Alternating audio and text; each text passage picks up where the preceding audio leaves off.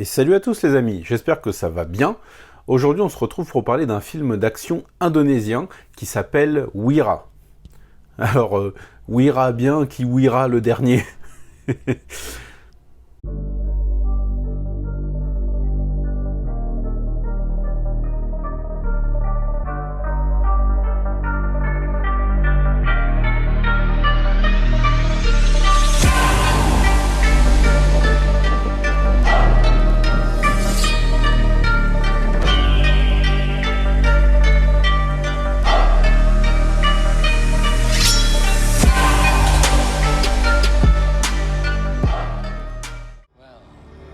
Sarah, what brings you back? Saya datang nak minta perkenan Raja. Jangan ganggu adik dan juga ayah saya. You of all people patut faham what I built here. It wasn't just for me. Neil, makan. Raja desak kita terpaksa terima. Kalau ayah pandai sangat, yang ayah terima itu kenapa? Langkah mayat aku dulu. Aku cuma nak sama keluarga aku, itu je dia. Alors le film semble être connecté au film indonésien sorti en 2018 qui s'appelle Pascal. Non, pas celui-là, pas celui-là. Pascal. Non, pas celui-là non. Enfin, si vous avez la référence, c'est que vous êtes des gros dégueulasses. Pascal, film d'action indonésien disponible sur Netflix et qui a été également réalisé par le même réalisateur que Wira, Adrian Tay. Et donc oui, les deux films me semblent connectés parce qu'à la fin de Wira, on a une scène post-générique avec des personnages sur lesquels on insiste un peu et qui semblent être ceux de Pascal, si je ne dis pas de bêtises. Donc si vous l'avez déjà vu, dites-moi dans les commentaires si je raconte de la merde ou si j'ai totalement raison. Wira nous raconte l'histoire d'un ex-militaire qui revient chez lui, qui retrouve sa famille avec laquelle il est en conflit, et qui sont aux prises avec un gangster local qui a eu la main mise sur un petit peu toute la ville. Et alors on le sait, les Indonésiens depuis The Raid, ils sont considérés comme les nouveaux maîtres du film d'action, et c'est tout à fait mérité parce qu'après des bombes comme les deux The Raid et The Night Come For Us, il sera en effet un peu difficile de contester cet état de fait. Mais avec Wira, voilà, on se retrouve face à un nouveau film d'action, dans l'ensemble plutôt réussi, mais qui aurait peut-être pu être un petit peu meilleur, surtout au niveau des scènes de fight.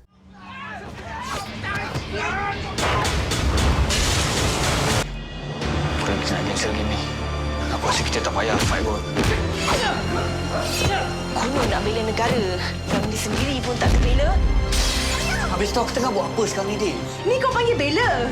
Yang aku dengar sekarang ni, masalah sikit lari. Itu je lah yang kau tahu. Cepat ni. Benda yang macam ni lah jadi dekat hamba. Hari ini Munas. Besok siapa pula?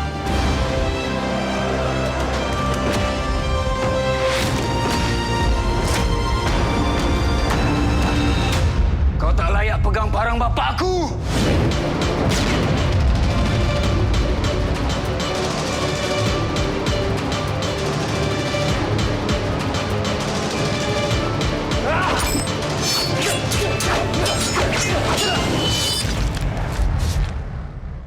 Alors dans l'ensemble, c'est toujours aussi bien réalisé, les scènes d'action sont extrêmement lisibles, on a d'ailleurs au début du film un espèce de mini-fight qui est filmé en plan séquence dans lequel on va suivre le héros qui virevolte un peu dans tous les sens en essayant d'éviter une dizaine d'adversaires.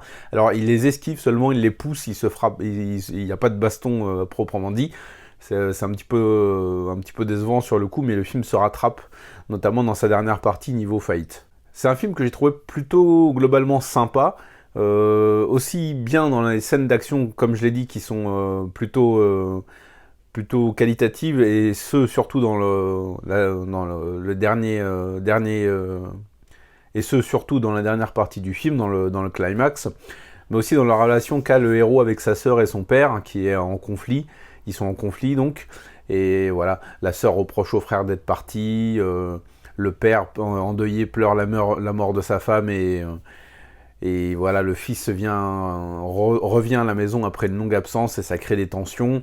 Alors ça apporte un peu d'épaisseur au personnage, et ça étoffe un petit peu le film, parce qu'on va pas se mentir, le scénario n'est pas grandiose, hein, c'est un classique héros qui retourne chez lui et qui découvre que la ville a été mise sous la coupe d'un gangster et de ses hommes, et qui va évidemment à lui seul nettoyer tout ça.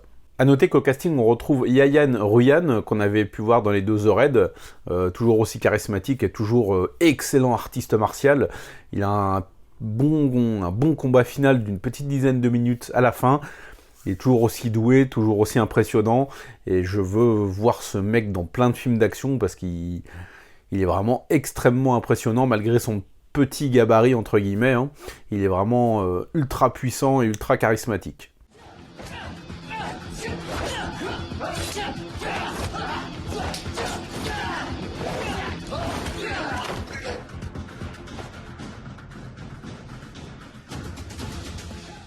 Le couple de héros, donc le frère et la sœur, s'en sortent aussi plutôt pas mal. J'ai trouvé que le héros était parfois un petit peu raide. Pas un petit peu raide, vous avez compris la blague. Peut-être pas tout à fait super à l'aise, mais voilà, globalement, il effectue une bonne prestation. Pareil pour sa sœur. Même si, je sais pas, il y a l'air d'avoir un espèce de défaut récurrent avec les films d'action indonésiens. C'est qu'on voit par exemple la sœur du héros donc en train de se prendre une raclée, et t'as le héros qui est comme ça, et qui la regarde, et qui va mettre 5 secondes à réagir. Bon, je sais pas, c'est comme le coup de 20 mecs encerclent le héros et ils y vont un par un, où le héros s'approche d'un mec qui galère un petit peu à sortir son arme par exemple, il va être là, et juste pour laisser le temps au héros de le frapper. Ça, c'est des défauts qui sont vraiment, il serait temps de faire un petit effort là-dessus. Sans atteindre les niveaux de The Night Come For Us ou The Raid ou même Hit Shot, j'ai globalement passé un bon moment devant ce Weira. C'est un film d'action très correct, plutôt bien emballé, bien réalisé, avec des acteurs charismatiques et un bon lot de scènes d'action, notamment dans son final.